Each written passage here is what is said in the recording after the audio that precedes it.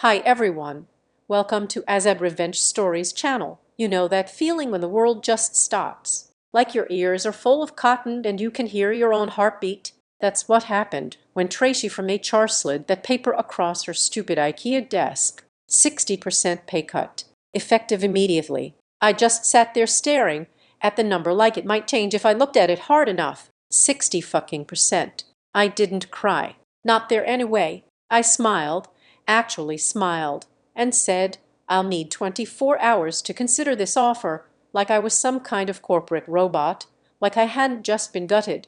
The crying happened in my car, heaving ugly mascara everywhere, sobbing that fogged up my windows. I sat in the parking garage for 45 minutes, just breaking, because what do you do when the company you've given 9 years of your life to decides you're worth less than half of what they paid you yesterday? Sorry, I should introduce myself. I'm Alina Reeves, Ellie, 36, single mom to an amazing 10-year-old boy named Lucas. And up until that meeting, I was the Director of Client Solutions at Merrick Technologies. God, this is still hard to talk about even 3 years later. If you're watching this, could you just hit like or subscribe or whatever? Or leave a comment telling me where you're watching from? I need to know I'm not screaming into the void here, that someone else understands what it's like to have your entire life threatened in a 15-minute meeting. Anyway, American, I started there when it was just 20 people in a converted warehouse.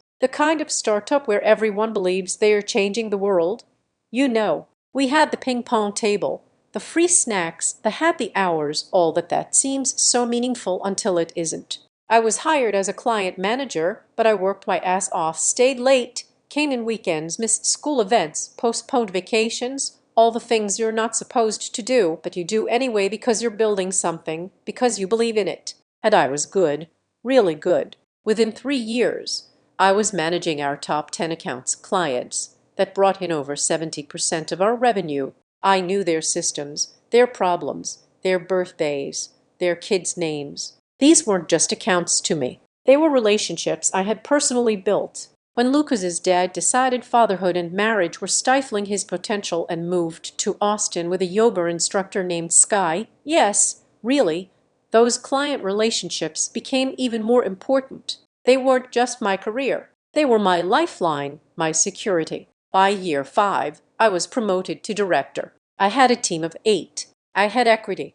I had a salary that meant I could afford our mortgage and Lucas's asthma medications without having to choose between groceries and utilities. For the first time since the divorce, I could breathe. Then Martech Corporation bought us. God, I can still remember the all-hands meeting. Vernon Chang, our founder, standing on that little stage in the cafeteria, telling us how exciting this next chapter would be, how Martech's resources would help us scale our vision. Everyone clapping like seals while I sat there wondering why Vernon couldn't look any of us in the eye. $3 million. That's what I found out later. He got in the acquisition. $3 million, and he was fully vested. The rest of us, our equity, was worth pennies with 4 more years to vest under the new terms. The first 6 months were terrible. New email signatures, new procedures, more meetings, but I still had my team, my clients, my salary. Then the redundancy assessments started. First, they came for the junior people, then middle management. Each time, there was a company-wide email about streamlining operations and leveraging synergies. Each time someone's desk would be empty the next day. No goodbyes, just gone. I kept my head down, worked harder. My team shrank from 8 to 3, but our client load didn't decrease. If anything, it got worse. I was working 70-hour weeks, answering emails at 3:00 a.m., having panic attacks in the bathroom between meetings. Lucas started asking why I was always on my laptop, why I couldn't come to his soccer games, why I looked so tired all the time. And still I thought I was safe. I was managing the relationships that brought in most of our revenue. They needed me. That's what I told myself right up until Tracy from HR scheduled that quick touch base. I should have known something was wrong when I walked in and saw Dennis Porter from Martech sitting there. Dennis with his 2 white veneers and his Rolex that he made sure everyone noticed. Dennis, who'd been sent from corporate to optimize the acquisition. Alina, he said, he never called me Ellie. We've been looking at the org structure and we feel there's an opportunity to realign your compensation with market standards. Market standards like I was a commodity. Tracy slid the paper across. The new salary was right there in bold. $52,000 down from $130,000.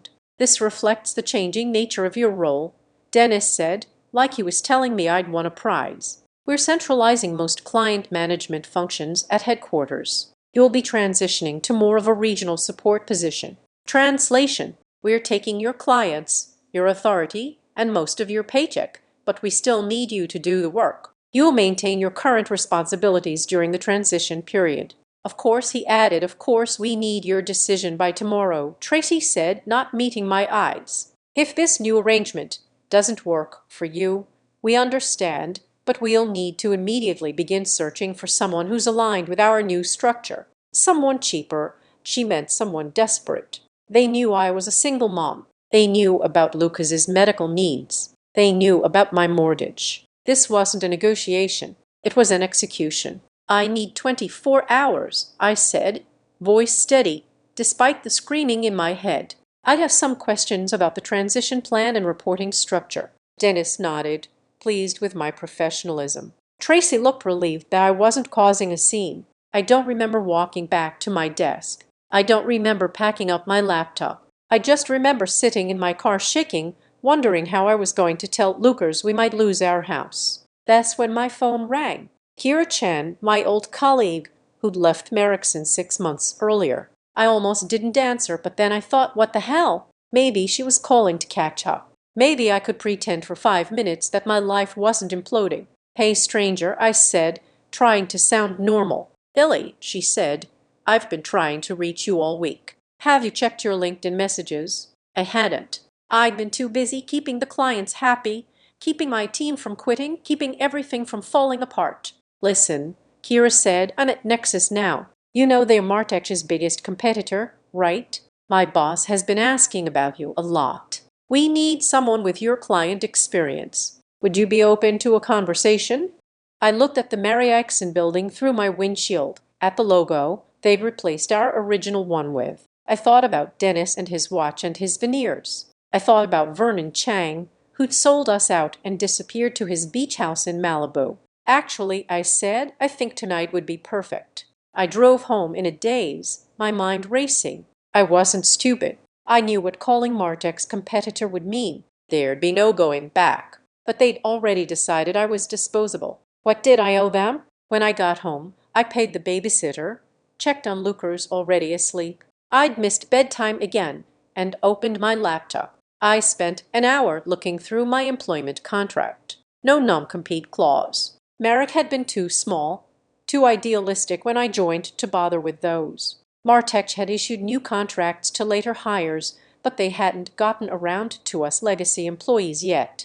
Their mistake. At 9:30, I called Kira back. Can you set up a meeting with your boss tomorrow morning before I have to give Merrick my answer about something that bad? She asked. Worse, I said they are cutting my salary by 60%, but keeping all my responsibilities. Actually, adding more. Kira was quiet for a moment. Then those had give me 15 minutes, she said. I'm texting Cameron right now. Cameron Reed, the CEO of Nexus Technologies, Martech's biggest rival and the company that had been trying to get our clients for years. 20 minutes later, my phone rang again. Eleanor, this is Cameron Reed from Nexus. Kira tells me we need to meet first thing tomorrow. His voice was warm, direct, no corporate. Yes, I said. I think we might be able to help each other. I'm guessing Martech is finally doing their post-acquisition purge. Something like that.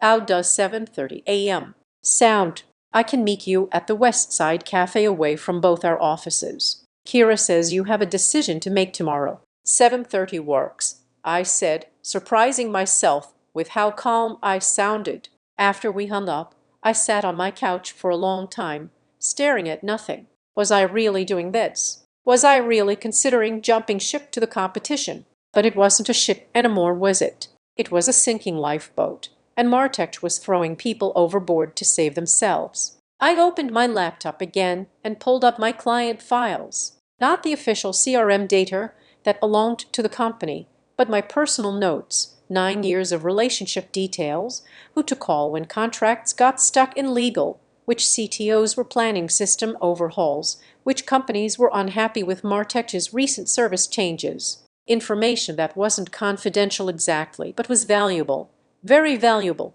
I'd built these relationships. I'd earned this knowledge. And tomorrow I was going to find out what it was worth. I closed my laptop and checked on Lucas again, watching him sleep for a few minutes, his little chest rising and falling, the inhaler on his nightstand, the science fair ribbon pinned to his bulletin board. "I'm going to fix this," I whispered.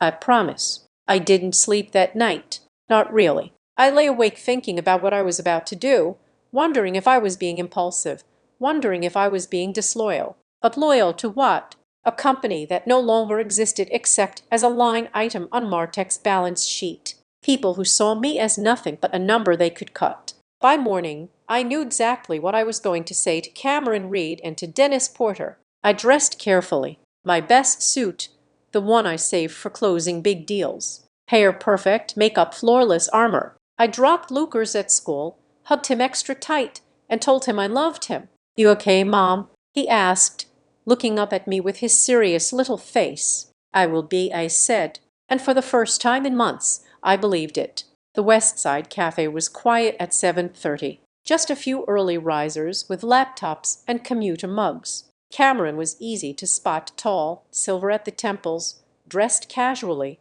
but expensively. Kira sat beside him, gave me a small wave. I took a deep breath and walked over to their table. Elena Reeves. Cameron stood, offered his hand. "I've heard a lot about you. From Kira, of course, and from just about every client we've tried and failed to steal from Marixon over the years." I smiled. Well, those clients might be more open to conversations now. Cameron's eyebrows raised. "Is that right? Why don't you sit down and tell me exactly what's happening over there?" So I did. All of it. The acquisition, the culture change, the way they were gutting the company while expecting the same results, the impossible workloads, the pay cut. Cameron listened without interrupting. When I finished, he glanced at Kira, then back at me. "Ellie," he said, "we've been waiting for you to call us for a long time. We've been waiting for you to call us for a long time."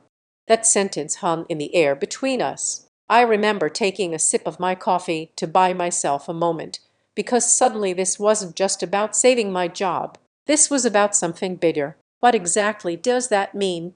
I asked. Cameron leaned forward. "It means we've tried to recruit you 3 times over the past 2 years. Each time your loyalty to Marixon won out, but Martech doesn't deserve that loyalty, and frankly, we're prepared to make you an offer that shows exactly how much we value your relationships and expertise." He pushed a folder across the table. Inside was an offer letter. Director of Strategic Partnerships, $165,000 base salary, 25% annual bonus potential, health benefits that would cover Lucas's medications completely, stock options. I couldn't finish the sentence. "Fair market value for someone with your skills and client book," Cameron said, "plus a signing bonus if you can start within 2 weeks. I stared at the number. It was $35,000, more than I'd been making at Marion, more than 3 times what Martech was offering me. "Why?" I asked. "Why this much?" Cameron didn't hesitate. "Because we've lost 8 major contracts to Marixon in the past 4 years. All accounts you managed. Because our research tells us that when clients work with you, their retention rate is 94% compared to an industry average of 71%. Because I've personally had 3 CTOs tell me they stay with Marixon because of you." He took a sip of his coffee. "You're not just an account manager, Elena. You're a competitive advantage, one that Martech is too stupid to recognize." I felt something shift inside me. A lifetime of being underestimated, of working twice as hard for half the credit, of smiling through meetings where men repeated my ideas louder and got praised for them. And here was someone who actually saw my value. "There's one more thing," Kira said quietly. "Tell her, Cameron." Cameron nodded. "We've heard rumors that Martech is planning to move all client services overseas within 8 months. They are using these pay cuts to push people out, so they don't have to pay severance. My stomach dropped. How do you know that? Their new VP of operations came from Teledean. He did the same thing there 3 years ago. It's his playbook. 8 months. They weren't just cutting my pay. They were eliminating my job entirely. They just wanted me to train my replacement first. I need to pick up my son from school at 3, I said, surprising myself with how steady my voice was. But I can come back to Nexus with you right now. I'd like to see the office before I make a final decision. Cameron smiled. Of course, and we'd like you to meet the team. 3 hours later, I walked back into Marrickson. Sorry, Martech Regional Office 8, with a signed offer letter from Nexus in my bag and a plan forming in my mind. Dennis was waiting in the conference room, looking impatient. Tracy sat beside him, a folder with my name on it in front of her. "Eleanor," Dennis said, not bothering to stand. "Have you made your decision?" I sat down across from them, placed my hands flat on the table, smiled. "I'd have some questions first," I said. Dennis sighed theatrically. "We really need a simple yes or no today. As we explained, we're restructuring the entire department. I understand, but I manage our 10 largest accounts. I'd like to know who will be handling the Westfield implementation next month and the Alder contract renewal in June." Dennis waved his hand dismissively. "We'll distribute those responsibilities appropriately. That's not something you need to worry about." Actually, I do worry about it. I promised Sonner at Westfield that I'd personally oversee their transition, and Mark at Alder specifically asked for my involvement in the renewal discussions. "Those are company relationships, not personal ones," Dennis said, his voice hardening. "Now, about the offer. Is it true you're moving client services overseas in 8 months? I asked. The color drained from Dennis's face. Tracy suddenly became very interested in her folder. "Where did you hear that?" Dennis asked. "Is it true?" "That's confidential company information." "So that's a yes." I leaned forward. "Were you planning to tell me that before or after I accepted a 60% pay cut to train my replacement?"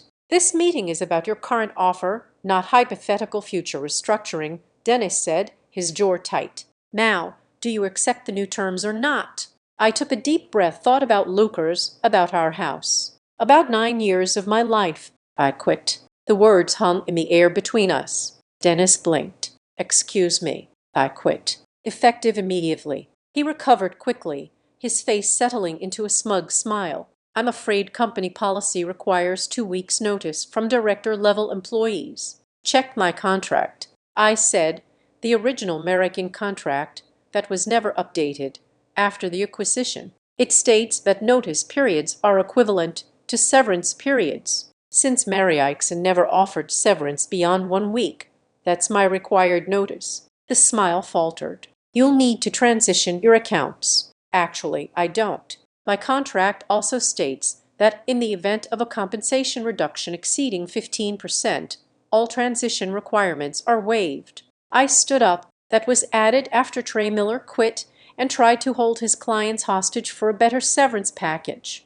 You might not remember that since you weren't here, but I helped Vernon draft that clause. Dennis was turning an interesting shade of red. Tracy looked like she wanted to disappear into her chair. "You can't just walk out on your responsibilities." Dennis sputtered. "Watch me." I turned to go, then paused at the door. "Oh, and I've accepted a position with Nexus Technologies. Since Marrickson never implemented a non-compete agreement and Martech never asked me to sign one, I'll be starting there on Monday." The explosion I expected didn't come. Instead, Dennis's face went completely blank, which was somehow more terrifying. "You've just made a serious mistake," he said quietly. "We'll be reviewing all of your communications and client interactions. If we find even a hint that you've been poaching clients or sharing proprietary information, we'll bury you in litigation." I felt a chill, not because I'd done anything wrong, I hadn't, but because I knew how these things went. Big companies with deep pockets could make your life hell, even if you were completely innocent. "I haven't taken anything that doesn't belong to me," I said. "My client relationships, though, the trust I've built over 9 years, that belongs to me and I'm taking it with me." I walked out before he could respond. heart pounding so hard I thought it might burst through my chest. My team was waiting at my desk. Maria, Devon, and Priya, the last survivors of what had once been 8. They knew. Of course they knew. News travels fast in dying companies. Is it true? Priya asked. Believe it. I nodded. What about us? Devon looked terrified. He had a baby on the way. Check your emails in an hour, I said quietly. All of you. I packed my desk quickly. Family photos. The stupid world's best boss mug my team had given me as a joke 2 Christmases ago. The emergency inhaler I kept for Lucas. 9 years of my life fit into one cardboard box. Security escorted me out. Company policy for high departures. They said like I was suddenly a threat, like I hadn't given almost a decade of my life to this place. I didn't cry this time. Not in the elevator, not in the lobby, not even in my car. Instead, I pulled out my phone and made 3 calls. First to Cameron. I've quit. They took it about as well as you'd expect. We'll have legal ready, he said. Don't worry. Second to my old boss, Vernon Chang. He picked up on the 4th ring, sounding like he was on a beach somewhere. Ellie, is everything okay? Not really, Vernon. Martech just tried to cut my salary by 60%. I quit and took a job with Nexus. Silence then. I'm sorry, Ellie. The acquisition wasn't supposed to go like this. But it did, I said. And now they are threatening to sue me for accepting another job. A job that pays me what I'm actually worth. More silence. What do you need from me? I need you to remind them that you never implemented non-competes at Marixon because you said, and I quote, if we don't treat people well enough to make them want to stay, we deserve to lose them. Vernon sighed. I'll call Gerald Martech myself. This isn't right. My 3rd call was to Sonder West, CTO at Westfield International, our biggest client, the client whose system implementation was scheduled for next month. Sonder, it's Ellie Reeves. Ellie, I was just about to call you. We need to move up the timeline on the implementation by 2 weeks. The board, Sonder, I interrupted gently. I'm not with Marixon anymore. As of today, the shock in her voice was audible. But where are you going? Nexus Technologies, Cameron Reed's company, our backup vendor. Yes. There was a long pause. Is this because of the Martech acquisition? We've been worried about that ourselves. Service has been slipping. It is. They are making major changes, including removing me from your account. Another pause. Without telling us. Yes. Who's taking over the implementation? They wouldn't tell me. Sonder said. And that's why I loved her. 20 years in tech had stripped away any corporate niceties. This implementation is critical for us. The board is watching it personally. We specifically requested you in the contract. I know. I'm sorry. Don't be sorry. Send me your new contact info at Nexus. We need to talk. By the time I picked Lucas up from school, I'd received 14 text messages and 23 emails. 6 from my team forwarding messages from Dennis instructing them to maintain client continuity and prepare transition documents for all my accounts. 1 from Vernon confirming he'd spoken to Gerald Martech directly, and the rest from clients who'd somehow already heard I was leaving. Lucas climbed into the car immediately, sensing something was different. Why are you picking me up? It's not Friday. I turned to look at him. This beautiful, serious little boy who deserved so much better than a mother who was always working, always stressed, always one bad month away from financial disaster. I left my job today, I said simply. His eyes widened. The one you're always working at. The one that makes you cry sometimes when you think I'm asleep. My heart broke a little. Of course he'd noticed. Yeah, that one.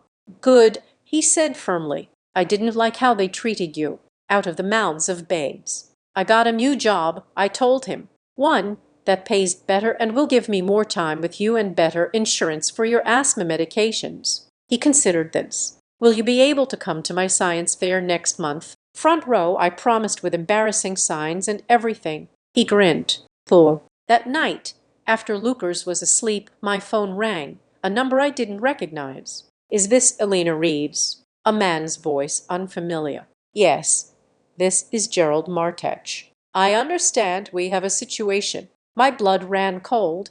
The founder and CEO of Martech Corporation calling me personally. "Mr. Martech," I said, trying to keep my voice steady. "Yes, I suppose we do. Vernon Chen called me. He's very upset about how you've been treated." I said nothing. Waited. "I've also received calls from Sonia West at Westfield and Mark Chen at Alder Technologies, both expressing concern about your departure and hinting they may need to reevaluate their vendor relationships." Still, I waited. "MS. Reeves, are you actively encouraging our clients to follow you to Nexus?" "No, sir. I've simply informed them that I'm no longer with the company. They've drawn their own conclusions." Dennis Porter tells a different story. Dennis Porter offered me a 60% pay cut without any reduction in responsibilities, didn't tell me the position was being eliminated in 8 months, and then threatened to sue me for accepting another job. So, you'll forgive me if I don't put much stock in his version of events. Silence. Then, the pay cut and outsourcing plan were not approved by me or the executive committee, and yet they happened. Another silence. "What would it take to bring you back to repair this situation?" I almost laughed. "You can't be serious." "I'm very serious. Westfield and Alder represent over 20 million in annual contracts. If they leave, others will follow. We've run the numbers. It would be significantly less expensive to keep you than to lose those accounts." Now I did laugh. "So I'm worth keeping if it costs you millions to lose me, but not if it just makes my life impossible. Do you hear yourself, Mr. Bartach? Business is business, Miss Reeves. I'm trying to offer you an opportunity here. No, thank you. I've accepted a position with Nexus, one that values me appropriately from the start, not just when you realize how badly you've screwed up. We are prepared to match their offer, plus a retention bonus." "It's not about the money," I said, surprised to find I meant it. "It's about respect. It's about 9 years of my life that your company dismissed without a thought. It's about the fact that you're calling me now, not because how I was treated was wrong, but because it's becoming expensive. What do you want then?" He sounded genuinely confused. "I want you to treat the people who are still there better than you treated me. I want you to look at what Dennis Porter is doing to that office and ask yourself if that's really the company you want to build. That's it. That's all you want. That, and for you to stop threatening to sue me for taking a new job. I didn't steal anything. I didn't poach anyone. I simply refused to be devalued." There was a long pause. "No lawsuit." He finally said, "You have my word. As for the rest, I'll be visiting the regional office next week to see things for myself." 3 days later, I started at Nexus. They gave me a real office, not a cubicle. My team, yes, I got to build my own team, included Maria and Devin, who'd quit Martech the day after I left. Priya stayed behind. Her visa was tied to her employment there.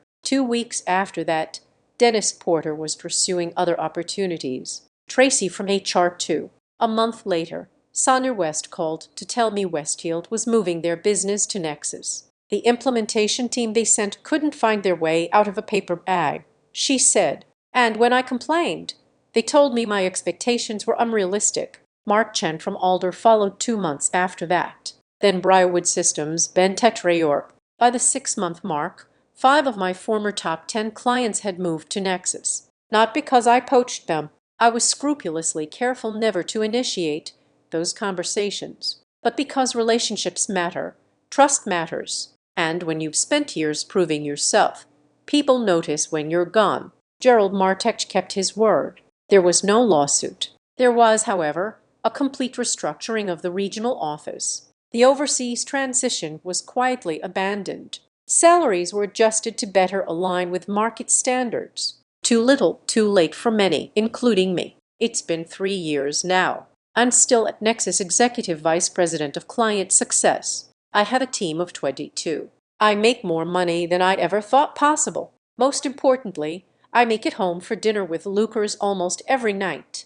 I haven't missed a science fair or a soccer game in years. Last month, I ran into Vernon Chang at a tech conference. He gave me a hug, told me he was proud of me, said leaving Merrick was the best career move I could have made. "I should have protected you all better," he said, looking genuinely regretful. "I thought Martech would keep their promises." "It's business," I said, echoing Gerald Martech's words to me. "Nothing personal." "But that's a line, isn't it?" It's always personal. Our work, our worth, our lives, they are deeply, intensely personal. Pretending otherwise is just a way for companies to treat people as disposable. The real revenge wasn't the clients who followed me. It wasn't Dennis getting fired or Martek losing millions. It wasn't even my beautiful new office or my big salary. The real revenge was discovering my own value, standing up and saying, "No, I am worth more than this. I deserve better," and then going out and creating that better for myself. I think about that meeting with Tracy and Dennis sometimes, that paper sliding across the desk, that moment when they thought they had all the power and I had none. They were wrong. We all have power. Sometimes we just need to be pushed to our breaking point before we realize it. So, if you're watching this and you're in a job that doesn't value you, that treats you like you're lucky to be there when they're actually lucky to have you know this. You have options. You have power. You have worth. And sometimes the best revenge isn't about getting back at anyone. It's about getting away and building something better. Even if it takes just one phone call to change everything. I invite you to subscribe to the Azad Revenge Stories channel, like this video, and support me further by hitting the hype button so the story in this video can be heard by many more people. Thanks to all.